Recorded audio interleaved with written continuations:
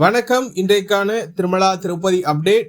திருப்பதி ஏழுமலையானை இலவச தரிசன பக்தர்களும் குறுகிய நேரத்தில் தரிசனம் செய்யும் வகையில் திருமலை திருப்பதி தேவஸ்தானம் தினம்தோறும் இலவச தரிசன டிக்கெட்களை திருப்பதியில் உள்ள திருப்பதி மத்திய பேருந்து நிலையம் அருகில் உள்ள ஸ்ரீனிவாசம் காம்ப்ளெக்ஸ், திருப்பதி ரயில் நிலையம் அருகில் உள்ள விஷ்ணு நிவாசம் மற்றும் அலிப்பிரி நடைபாதை அருகே அமைந்துள்ள பூதேவி வளாகம் ஆகிய இடங்களில் பக்தர்களுக்கு தினம்தோறும் விடியற் காலை 3 மணி முதல் இலவச தரிசன டோக்கன்கள் ஆதார் கார்டு கொண்டு ஒதுக்கீடு செய்யப்பட்டு வருகின்றது.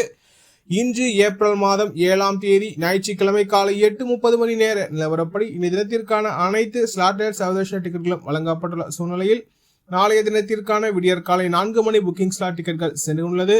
பக்தர்கள் எண்ணிக்கை சற்று அதிகமாகவே காணப்படுகின்றது. திருமலை திருப்பதி தேவஸ்தான அதிகாரிகள் பக்தர்களுக்கான இலவச தரிசன டோக்கன்களை ஆதார் கார்டு கொண்டு ஒதுக்கீடு செய்யப்பட்டு வருகிறது.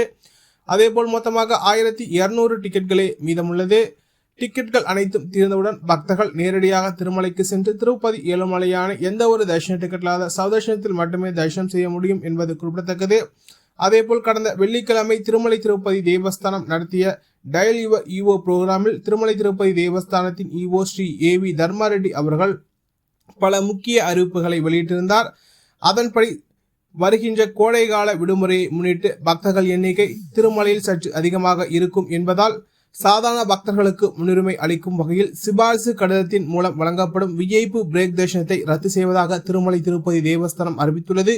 ஏனென்றால் கூடுதல் நேரம் சாதாரண பக்தர்கள் திருப்பதி ஏழுமலையானை தரிசனம் செய்யும் வகையில் இந்த முடிவை திருமலை திருப்பதி தேவஸ்தானம் எடுத்துள்ளதாக அவர் தெரிவித்துள்ளார்.